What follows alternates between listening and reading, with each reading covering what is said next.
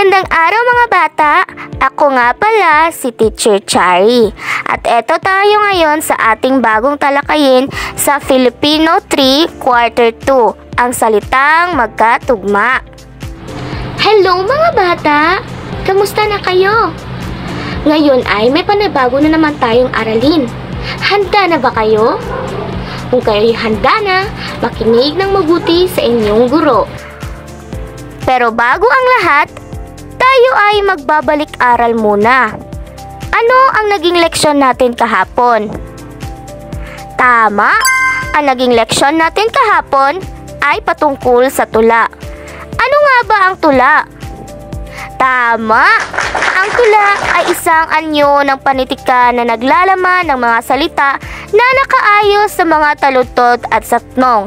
Ito ay may karaniwang ritmo at sukat at madalas na nagpapahayag ng damdamin, kaisipan o kwento. Ano ang paborito niyong tula? Magaling! Tayo ay may kanya-kanyang paboritong tula. Ngayon ay tayo na may dudako sa ating panibagong aralin. Handa na ba kayo? Kung kayo'y handa na, makinig ng mabuti. Ngunit, bago ang lahat, ako ay may palaro muna. Nais niyo ba ng laro? Magaling! Ang pamagat ng larong ito ay larawan tugmaan. Magpapakita ako ng mga litrato na may mga kasamang salita. Sa bawat litrato, babasahin niyo muna ito bago hanapin ang kapares na tunog. Isulat lamang ninyo ito sa isang malinis na papel. Bibigyan ko lamang kayo ng 60 segundo para tapusin ang larong ito. Kayo'y magsimula na!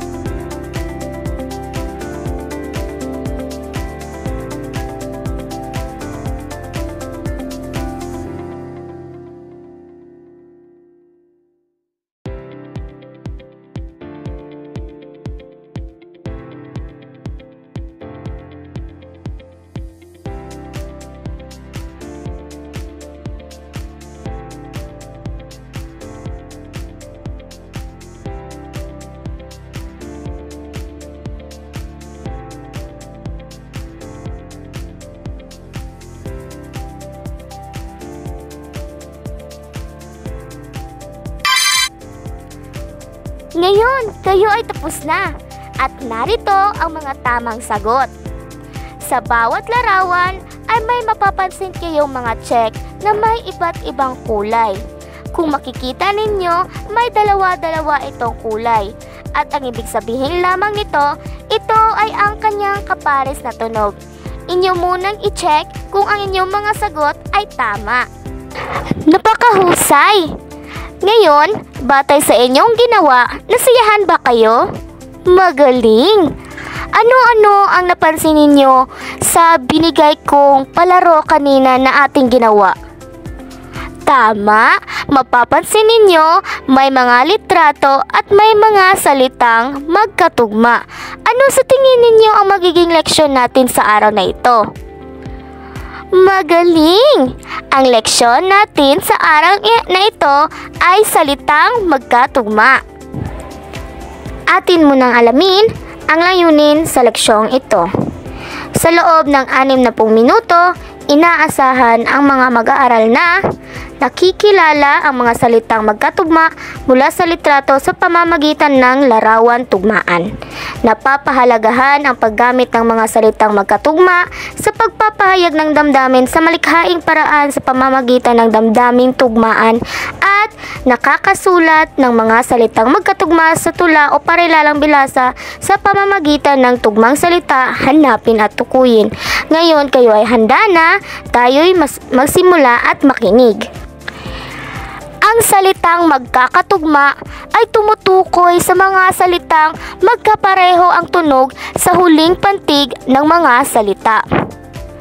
Ang tula ay kadalasang may magkakatugmang salita. Ang magkakatugmang salita ay may magkakapareho at magkakaibang kahulugan. Narito naman ang mga halimbawa. Alak, balak. Laman, yaman. Baga, daga. Balita, talata. Katha, likha. Akda, isda. Pulo, gulo. Puso, nguso. Kung mapapansin ninyo sa mga halimbawa, ang huling pantig ng mga salita ay magkakapareho ang mga tunog. May natutunan ba kayo sa ating naging leksyon?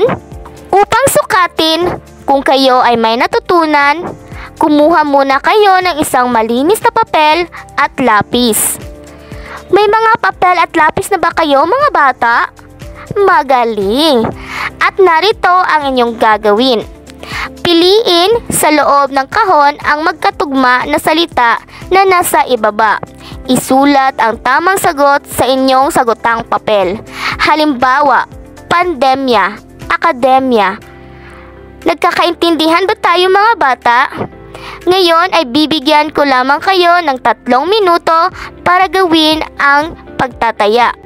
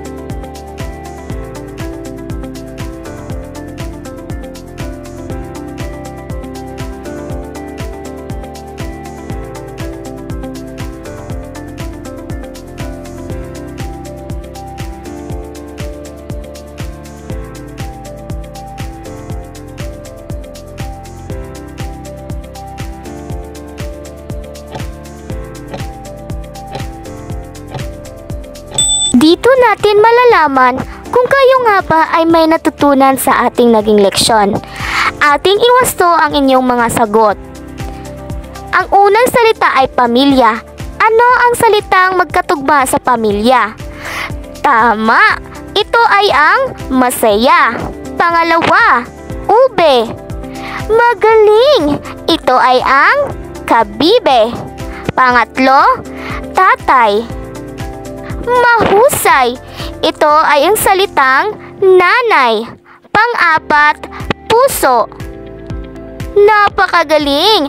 Ito ay ang salitang kubo. At ang panghuli, balita.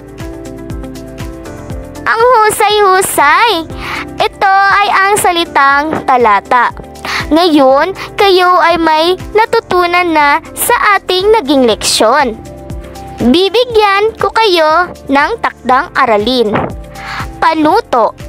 Mula sa pamagat na nakasulat sa ibaba, buuin ang talata gamit ang salitang magkatugmang salita na sa loob ng panaklong. Ito ay inyong isusulat sa isang malinis na papel. Ngayon, ay manatutunan kayo sa ating naging bagong aralin. Maraming salamat sa pakikinig